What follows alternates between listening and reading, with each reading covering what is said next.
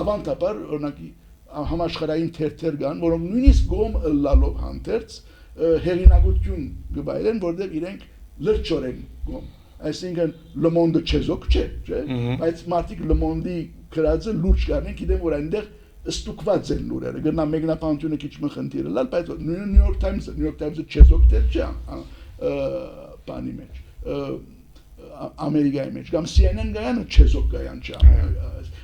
բայց Հայաստանի բարակային ադոր չափանիշները դժբախտաբար ավելի դժվար մի ավանդույթն չունենք 70-80 տարի խորհրդային իշխանությունը այնպես բերության թերը մեծ ցուցած է կյանքի այլազան բնակավարներում մեջ, որ մարդիկ նույնիսկ հագաթրվողները թեր ակնկալիքներ ունի, որ ասենք բերությունը պետք է սա անե, նա անե եւ այլն,